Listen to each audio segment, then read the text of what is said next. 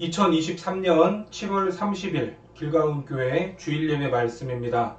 오늘 본문은 히브리서 11장 33절에서 40절까지 말씀입니다. 같이 봉독하겠습니다.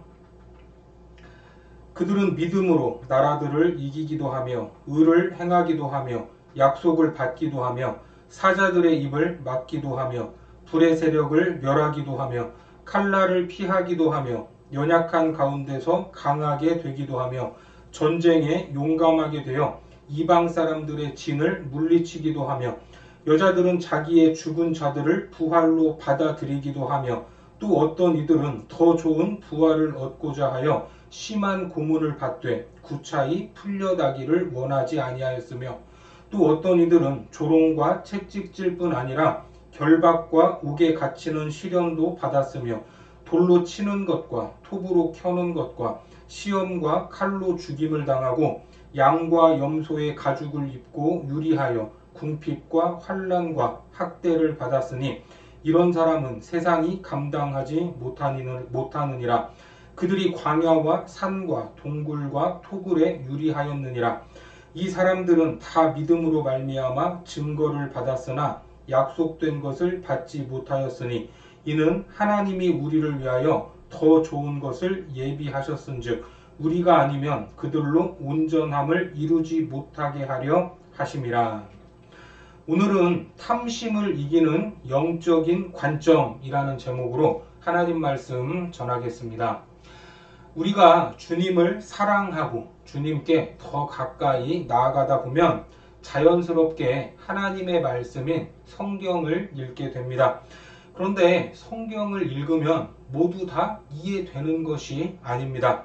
어떤 말씀은 어렵기도 하고 이게 도대체 무슨 말씀일까? 이러한 궁금증이 들기도 합니다.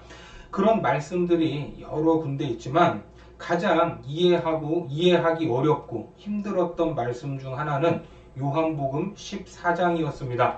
이 요한복음 14장은 예수님의 죽음과 부활, 승천과 성령의 강림 사건이 모두 다 기록이 되어 있어서 학자들은 이 부분을 원본 성령론이다 라고 부르기도 합니다. 그만큼 중요한 의미가 있는 말씀인데 그중 14장 12절을 보시면 이렇습니다. 내가 진실로 진실로 너희에게 이르노니 나를 믿는 자는 내가 하는 일을 그도 할 것이요 또한 그보다 큰 일도 하리니 이는 내가 아버지께로 감이라. 어떻습니까? 내가 예수님이 하셨던 일을 하는 것까지는 좋죠. 이해가 됩니다. 그런데 어디까지 나아갑니까? 내가 예수님보다 더 큰 일도 할 수 있다. 이렇게 말씀하고 있습니다. 이것이 말이 되는가? 이것이 과연 가능한 일인가? 참으로 이해하기 어려운 부분입니다. 여러분들은 한 번에 이해가 되고 그렇지 과연 나는 예수님보다 더 큰 일을 하고 있다 이렇게 자부할 수 있습니까? 그렇지 않은 분이 대부분일 것입니다. 그리고 또 힘들었던 부분은 내가 아버지께로 감이라 라는 말씀입니다. 이 말씀은 예수님께서 우리에게 내가 십자가에서 죽었고 부활하여 승천하였기 때문에 내가 하는 일을 너도 할 수 있다라고 말씀을 하시는 겁니다. 자, 이 말씀 역시 이해하기 어려운 부분입니다. 그리고 아버지께로 가신 예수님은 무엇을 하신다고 합니까? 요한복음 14장 16절에서 18절까지를 보겠습니다. 내가 아버지께 구하겠으니 그가 또 다른 보혜사를 너희에게 주사 영원토록 너희와 함께 있게 하리니 그는 진리의 영이라. 세상은 능히 그를 받지 못하나니 이는 그를 보지도 못하고 알지도 못함이라. 그러나 너희는 그를 아나니 그는 너희와 함께 거하심이요 또 너희 속에 계시겠음이라. 내가 너희를 고아와 같이 버려두지 아니하고 너희에게로 오리라. 이 말씀은 예수님은 육신을 입고 이 땅에 와서 죄를 대속하는 보혜사였는데 또 다른 보혜사가 있다라는 말입니다. 그분이 바로 진리의 영, 성령인데 그 성령을 보내주시도록 기도하겠다라는 말입니다. 그리고 내가 너희를 고아와 같이 버려두지 아니하고 내가 너희에게로 오겠다라고 말씀하고 계시죠. 말씀이 이렇게 이해가 되지 않으면 별의별 생각이 다 드는데 어떤 생각까지도 드냐? 성경이 누군가에 의해서 편집이 된 것이 아닌가? 이게 무슨 말인가? 그런데 계속해서 예수님은 이렇게 말씀하십니다. 연이어 요한복음 14장 19절을 보겠습니다. 조금 있으면 세상은 다시 나를 보지 못할 것이로되 너희는 나를 보리니 이는 내가 살아있고 너희도 살아있겠음이라. 조금 있으면 나는 십자가에서 죽는다. 하지만 부활하여 승천하기 때문에 세상은 나를 보지 못할 것이다. 그러나 너희는 앞으로 나를 보게 된다. 왜냐하면 내가 살아있고 너희도 살아있기 때문이다. 여러분 어떻습니까? 읽으면 읽을수록 어렵고 이해하기 힘든 말씀입니다. 계속해서 다음 절 요한복음 14장 20절을 보겠습니다. 그날에는 내가 아버지 안에 너희가 내 안에 내가 너희 안에 있는 것을 너희가 알리라. 여기에서 말씀하시는 그 날은 예수님이 십자가에서 죽으신 날도 아니고 부활하신 날도 아닙니다. 그날은 바로 성령님께서 나에게 임하시는 날입니다. 성령이 너희에게 임하는 날에 너희는 알게 될 것이다. 내가 아버지 안에 있는 것을 너희가 성령을 받으면 알게 될 것이다. 너희가 내 안에 있는 것을 너희가 성령을 받으면 알게 될 것이다. 그리고 내가 너희 안에 있는 것을 너희가 성령을 받으면 알게 될 것이다 라는 말입니다. 이 모든 사실을 성령님이 나에게 임하시는 그날에 알게 된다는 겁니다. 제 인생에서도 그런 날이 있었습니다. 그날이 있었습니다. 최근에 수능 시험에 나오는 어려운 문제, 이 킬러 문항 때문에 시끄러웠는데 저는 공부는 학력고사식으로 하고 시험은 한 번도 경험해보지 못한 수능으로 봐야 했던 수능 1세대였습니다. 입시 제도가 바뀌면 얼마나 혼란스럽습니까? 그래서 그런지 저희 때는 수능을 8월에 한 번, 11월에 한 번 이렇게 두 번을 치르고 더 좋은 성적을 가지고 대학에 지원하는 방식이었습니다. 그런데 누구나 그렇겠지만 시험을 치르고 나서 100% 만족하는 학생들이 얼마나 있겠습니까? 뭔가 아쉽고 좀 더 했으면 좋았겠다라는 마음이 대부분이었을 겁니다. 8월에 시험을 봤지만 그럼에도 11월에 또 한 번 기회가 있으니까 3개월을 더 준비해서 더 좋은 성적을 받으려고 하지 8월에 시험을 보고서 다 이루었다면서 노는 친구들은 없었던 것 같습니다. 모두 공부하는 척이라도 했습니다. 그런데 11월 시험이 어렵게 나와서 거의 대부분 8월보다 성적이 떨어졌던 겁니다. 저라고 별 수 있겠습니까? 그때 몰려오는 좌절감, 실망감으로 인해 깊은 시리에 빠졌습니다. 지금 생각해보면 그게 제 인생을 좌우할 만한 것도 아니었는데 그때는 왜 그렇게 하늘이 무너지고 인생이 끝난 것 같았는지 알 수가 없습니다.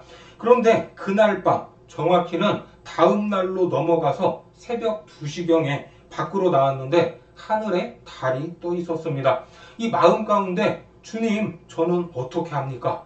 이런 마음이 들었을 때 갑자기 무언가가 저를 감싸는 느낌이 들면서 내가 너를 사랑한다 라는 음성이 들려온 겁니다. 그 순간 얼마나 위로가 되고 힘이 생기는지 이것은 경험하지 않고서는 알 수 없는 겁니다. 그날에 주님이 그 기도를 들으시고 성령님께서 예수님을 모시고 제 인생 가운데 걸어 들어오셨던 겁니다. 이런 체험을 통해서 우리는 요한복음 14장의 말씀을 깨닫게 되는 겁니다. 그날에 내가 아버지 안에, 내가 성령님 안에, 너희가 내 안에, 내가 너희 안에 있는 줄을 알리라. 일상과 처지는 하나도 변한 것이 없었습니다. 점수가 바뀌거나 다시 한번 시험을 더 볼 수 있는 것도 아닙니다. 그런데 이 세상과 마주하고 있는 현실을 대하는 제 마음은 절망이 아니라 희망으로 가득 찼던 겁니다. 불안이 아니라 평안함으로 채워졌습니다. 그렇습니다. 성령님은 언제나 예수님을 모시고 오십니다. 그리고 예수님은 언제나 하나님을 모시고 오십니다. 그러니까 성령을 체험하면 하나님을 만나는 것입니다. 신앙생활을 하면서 예수님을 인격적으로 만난 적이 있느냐라는 이런 질문을 받을 때가 있는데 바로 이런 것이 예수님과의 인격적인 만남이다. 이렇게 말하는 겁니다. 이 말이 바로 오늘 본문의 내용이기도 합니다.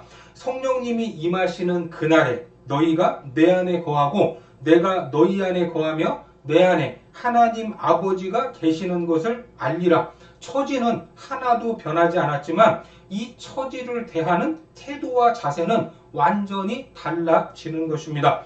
어찌 되었든 간에 대학에 갔고 대학에서 한국 대학생 선교회 CCC를 통해 주님을 더 깊이 알아갔습니다. 또한 사역에 대한 지경도 넓어졌습니다. 그리고 거기에서 지금의 아내를 만나게 됐습니다.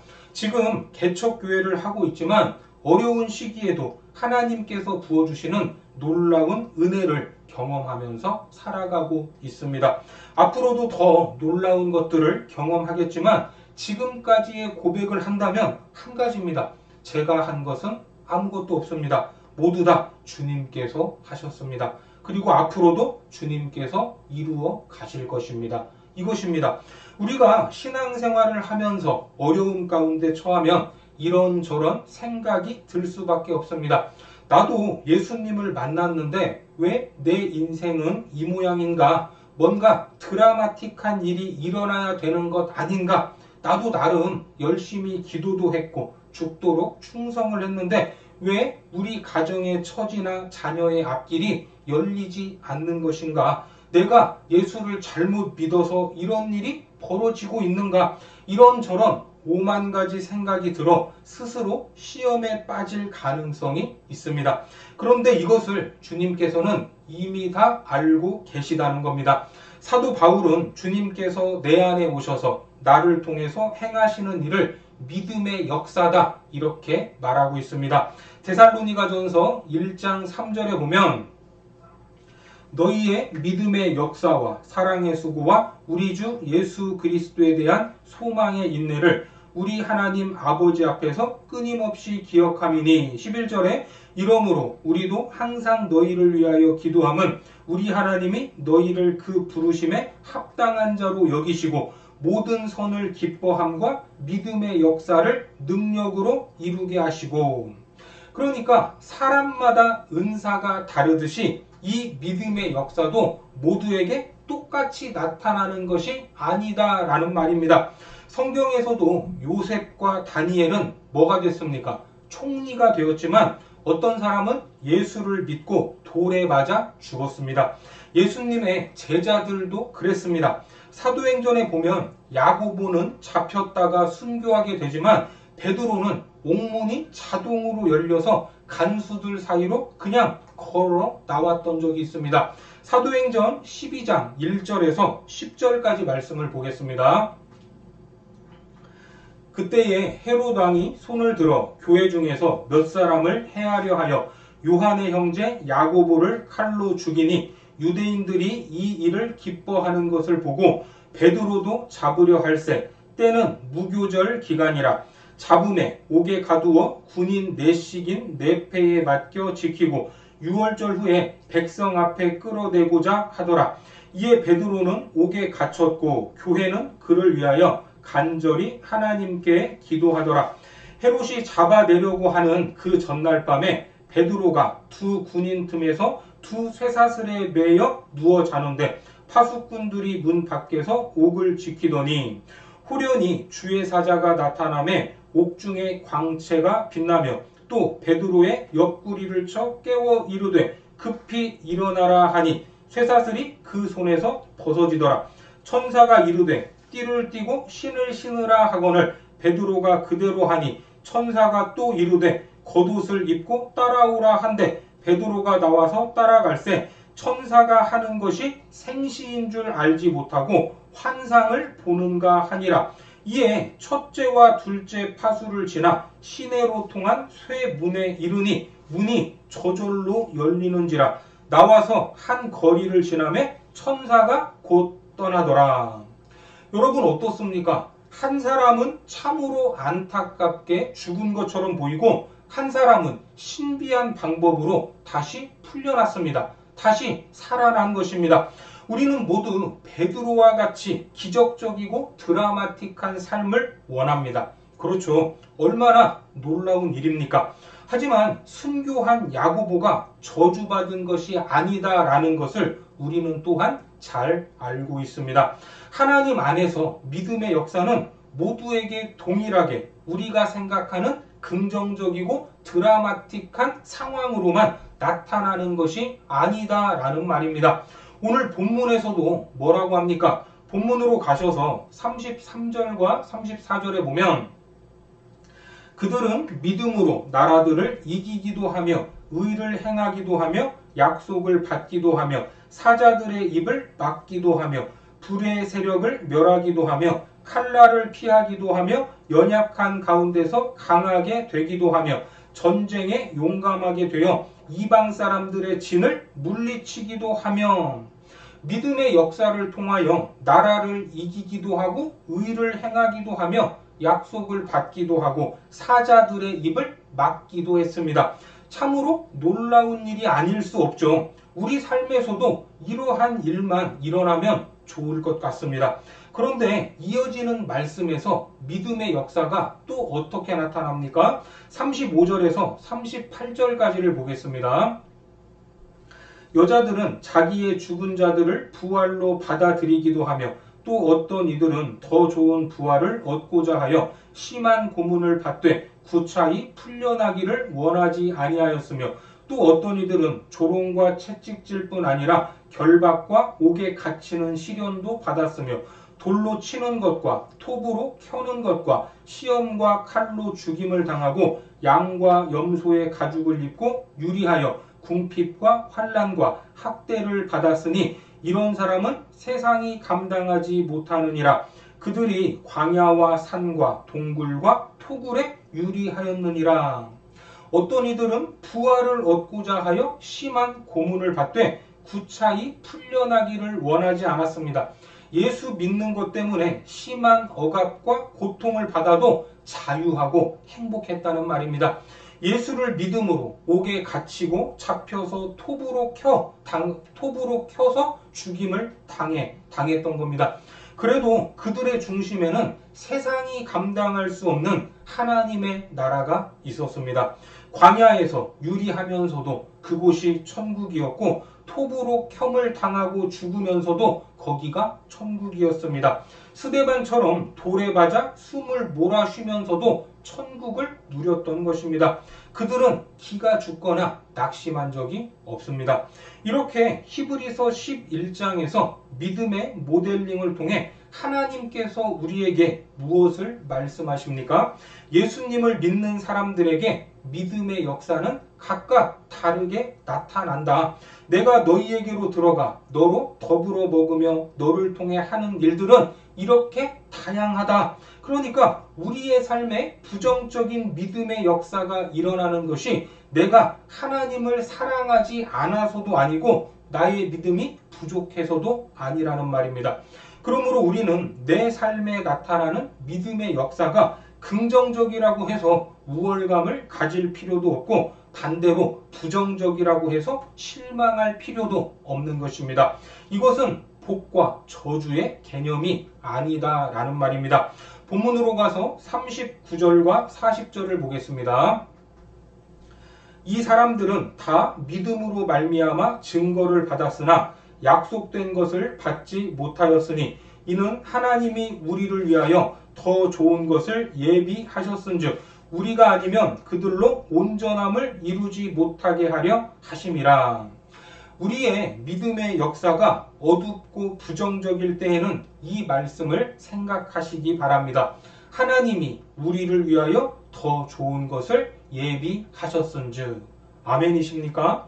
예수님을 믿는 우리들의 삶의 결산은 주님 앞에서 하게 되어 있습니다. 주님이 내 안에 오셔서 나를 부자 혹은 가난한 자로 만드신다고 해도 어차피 우리의 삶은 알몸으로 시작한 것처럼 알몸으로 마치게 됩니다. 우리 삶의 결과는 모두가 같기 때문에 이런 것들에 연연해할 필요가 없다는 겁니다. 그리고 히브리서 12장으로 넘어가서 이렇게 말씀하시죠. 히브리서 12장 1절과 2절을 보겠습니다. 이러므로 우리에게 구름같이 둘러싼 허다한 증인들이 있으니 모든 무거운 것과 얽매이기 쉬운 죄를 벗어버리고 인내로써 우리 앞에 당한 경주를 하며 믿음의 주요 또 온전케 하시는 이인 예수를 바라보자. 그는 그 앞에 있는 기쁨을 위하여 십자가를 참으사 부끄러움을 개의치 아니하시더니 하나님 보좌 우편에 앉으셨느니라. 우리의 삶 가운데 믿음의 역사가 다양하게 나타나지만 믿음의 선배들이 허다한 증인들이 되어 지금 우리를 응원하고 있지 않느냐. 너희는 믿음의 주요 온전케 하시는 이인 예수를 붙들고 그를 바라봐라 라는 말입니다. 여러분 아멘이시죠? 오늘도 10계명의 마지막 계명인 탐심에 대한 연장입니다. 탐심은 이웃을 망가뜨리고 결국은 나도 망가뜨립니다. 그래서 탐심은 괴물이라고 했죠. 이 괴물이 잘 자라나는 토양이 결핍의식과 비교의식이었습니다. 그리고 우리는 내 삶 가운데 믿음의 역사가 어떠하든지 비교하면 안 된다라는 겁니다. 탐심이라는 괴물에서 벗어나기 위해서 모든 인간은 평등하다라는 사실을 놓치지 마시기 바랍니다. 그리고 모든 인간은 시작점과 끝점이 같습니다. 그리고 모든 처지에는 양면이 있습니다. 또 우리가 탐심에서 벗어나기 위해 하나 더 잊지 말아야 할 것은 하나님이 정의한 나의 정체성이었습니다. 하나님은 우리에게 말씀하셨죠. 너는 내 아들이다. 너는 내 상속자다. 너는 내 기쁨이다. 너는 내 보배다. 너는 내 동역자다. 너는 내 몸이다. 여기에 더하는 오늘 설교의 핵심은 이것입니다. 우리 삶에 드러나는 믿음의 역사가 다르다라는 사실을 항상 기억하시기 바랍니다. 믿음의 역사가 긍정적으로 나타나든 부정적으로 나타나든 우리 안에 계시는 예수님을 절대로 놓쳐서는 안 됩니다. 우리의 시선이 다른 곳으로 돌아가서도 안 됩니다. 내 삶이 다하는 그날까지, 주님이 오시는 그날까지 믿음의 주요 온전케 하시는 예수님을 바라보며 흔들리지 않는 영적인 시선을 가지고 살아가는 거룩한 자녀들이 되시기를 주님의 이름으로 축원합니다. 기도하겠습니다. 하나님, 우리가 육체로 살아가지만 믿음의 눈으로 살기를 원합니다. 우리 가운데 나타나는 믿음의 역사가 때로는 부정적으로 나타난다고 할지라도 우리를 온전케 하시는 예수를 바라볼 수 있도록 붙잡아 주옵소서. 세상의 기준으로 판단받고 사람들의 평가를 통해 좌절하거나 넘어지지 않게 하시고 올바른 영적 시선으로 흔들리지 않는 믿음의 길을 걷게 하여 주옵소서. 예수님의 이름으로 기도드립니다. 아멘.